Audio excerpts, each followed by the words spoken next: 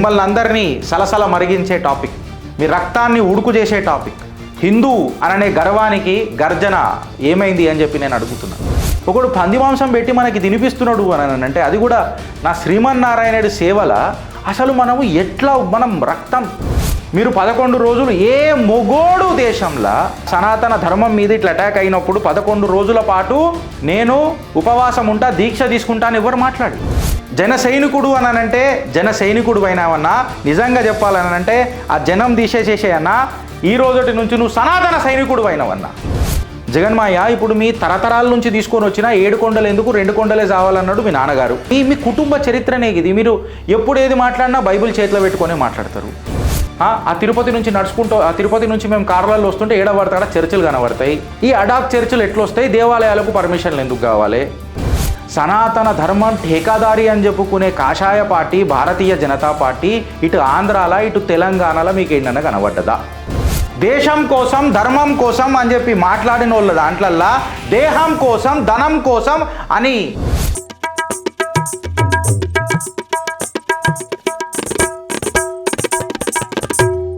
మిమ్మల్ని అందరినీ సలసల మరిగించే టాపిక్, మీ రక్తాన్ని ఉడుకు చేసే టాపిక్, హిందూ అననే గర్వానికి గర్జన ఏమైంది అని చెప్పి నేను అడుగుతున్నా.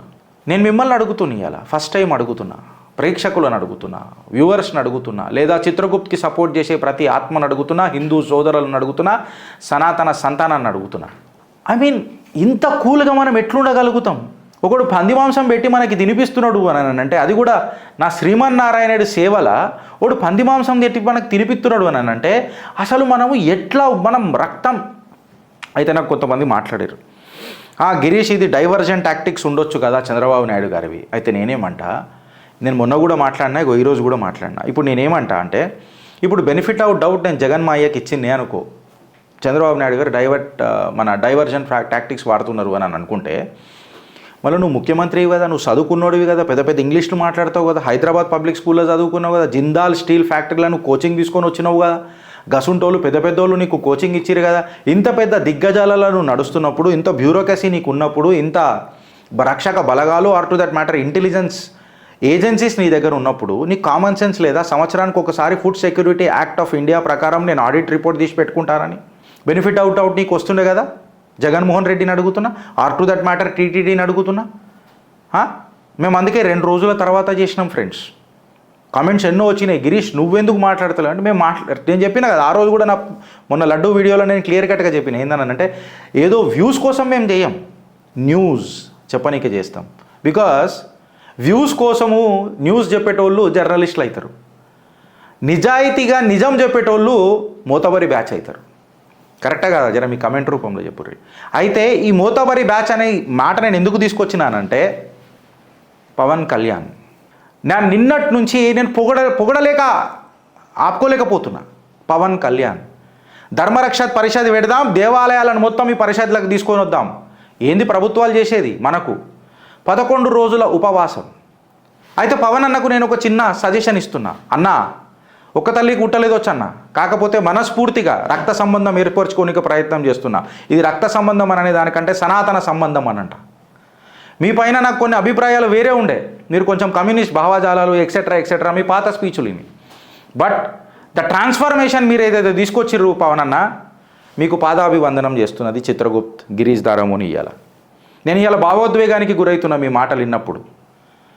మీరు 11 రోజులు ఏ మొగోడు దేశంలో నా సనాతన ధర్మం మీద ఇట్లా అటాక్ అయినప్పుడు 11 రోజుల పాటు నేను ఉపవాసం ఉంటా, దీక్ష తీసుకుంటా అని ఎవరు మాట్లాడలే. బోర్డులు పెడదామని అన్నారు, అది పెడదామని అన్నారు, అది రాజకీయ ముద్ద అవుతుంది. సో నేను అది అందులో గోదలుచుకోలే. సో పవన్ అన్న గురించి మాట్లాడేటప్పుడు నేనేమంటున్నా అంటే, సనాతన బోర్డు పెడదాం, హిందూ ధర్మ పరిషత్ అని ఒక బోర్డు పెడదాం, ఇవన్నీ రాజకీయ ముద్దలు ఉండొచ్చు. బట్ ఆయన ఏదైతే 11 రోజుల పాటు నేను దీక్ష తీసుకుంటా చూడు అని అన్నారు కదా, ఆయన పవిత్రతనది చిలుకుతున్నది. ఆయన ఎంత ఇన్వాల్వ్ అవుతున్నాడు అనే దాని మీద నాకు ఆయనను పొగడలేక ఆపుకోలేకపోతున్నాను అన్న. మంచి అయినప్పుడు మనోడా కాదా అది వేరే విషయం. మనము ఆయన పక్కన నిలబడాలా, ఆయనకు ఖచ్చితంగా మనము మద్దతు తెలపాలి. మద్దతు తెలిపేదానికంటే ఆయనకు మనము ఒక ఎనర్జీ కావాలి. ఈ మాట నేను ఎందుకు మాట్లాడుతున్నానంటే ఇప్పుడు జగన్మాయి అన్నాడు నన్ను మలైన్ చేసే కెపాసిటీ, నన్ను మలైన్ చేయడానికి ప్రయత్నం చేస్తున్నారు చంద్రబాబు నాయుడు, నన్ను నా రాజకీయ భవిష్యత్తుకు చెక్ పెట్టాలి, ఎట్లనో ఈ ఏదో ఎక్సెట్రా చాలా మాట్లాడతారు జగన్మాయ. అయితే నేనేమంటున్నా, జగన్మాయ ఇప్పుడు మీ తరతరాల నుంచి తీసుకొని వచ్చిన 7 కొండలు ఎందుకు 2 కొండలే చావాలన్నాడు మీ నాన్నగారు. తెలంగాణలో పాదాల మీద యాత్ర చేసి ఇడికి డంపు చేసి మొత్తం కార్యకర్తలు అయితే ఇక కన్యాకుమారిలో పోయి చచ్చిపోరు అన్నట్టు వదిలేసి వెళ్ళిపోయింది ఆమె.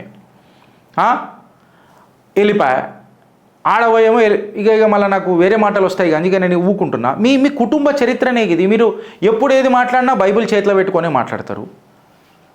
మీ ఓట్ల కోసము మీరు ఆ రోజు కొంతమంది పెద్దలు మఠ పీఠాధిపతులను కలిసి ఓట్ల కోసము పెద్దగా వచ్చిండ్రు. మీరు వచ్చిన తర్వాత మా రాముడు తలకాయ పోతుంది, రథం గాలిపోతుంది.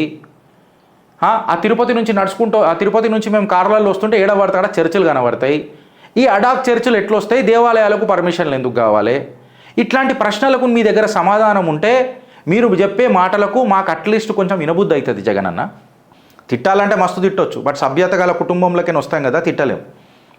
రాజకీయాలలో ఖచ్చితంగా రాజకీయాలు ఉంటాయి. If at all I think if it is a politics. But నేను ఇలా పాలిటిక్స్ ఏముంటుంది చెప్పు. ఇప్పుడు ఫర్ ఎగ్జాంపుల్ చంద్రబాబు నాయుడు గారు డైవర్జన్ టాక్టిక్స్ కోసము మీ మీద అబాండాలు వేసిండు అని అనుకుంటే సాక్షాత్తు శ్రీమన్నారాయణుడి సన్నిధిలా ఎవరి ధైర్యం చెయ్యరు, ఎవ్వరు ఆ శ్రీమన్నారాయణుడితో ఇంత పచ్చబద్దాలు ఆడరు, భక్తజన ఉసురు ముట్టుకోరు. నాకు తెలిసి చంద్రబాబు నాయుడు గారు అంత పాపం తన ఒడిగి తన మెడకు చుట్టుకోడు. మీకు తెలిసి జరిగిందా తెలివగా జరిగిందా జగన్మాయ అది వేరే విషయం. But fact of the matter ఏందనంటే ఇవాళ ధర్మానికి ఠేకాదార్ నిలబడ్డారు చూడు చంద్రబాబు గారి నాయకత్వాన, డిప్యూటీ సీఎం నేతృత్వాన. ఇది సూపర్ అని అంట, నేను ఇది సూపర్ అని అంట. ఐ మీన్ రాజకీయాలను పక్కకు పెట్టి ఈ ముద్ద నేను తీసుకుంటే సెక్యులర్ ఓట్లు ఏమవుతుంది, నా పార్టీ భవిష్యత్ ఏమవుతుంది.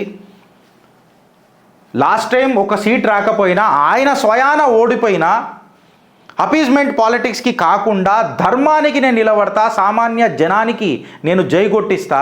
ఇవాళ పవర్లోకి వచ్చిన తర్వాత ఇంకేమున్నది తర్వాత చూసుకుందాం, ఇప్పుడు మన క్యాడర్ని పెంచుకుందాం, మన పార్టీని పెంచుకుందాం అని కాకుండా కేవలం ధర్మ రక్షితో రక్షిత అని చెప్పి ఇలా నిలబడ్డాడు చూడు పవన్ కళ్యాణ్ అన్న.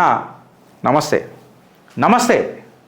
జన సైనికుడు అనంటే జన సైనికుడు అయినావన్నా, నిజంగా చెప్పాలనంటే ఆ జనం తీసేసేసేయన్నా ఈ రోజుటి నుంచి నువ్వు సనాతన సైనికుడు అయినవన్నా. ఆ శ్రీమన్నారాయణుడి పాదాల సాక్షిగా నేను చెప్తున్నా నీకు ఇవాళ. నేను నా ఇష్టదైవం, నేను నిత్యం ప్రతి సంవత్సరం వచ్చి దర్శనం చేసుకునే ఆ కలియుగ స్వరూపం ఆ శ్రీమన్నారాయణుడి పాదాల సాక్షిగా చెబుతున్నా ఇవాళ సనాతన సైనికుడు అయినవన్నా. ప్రాబ్లం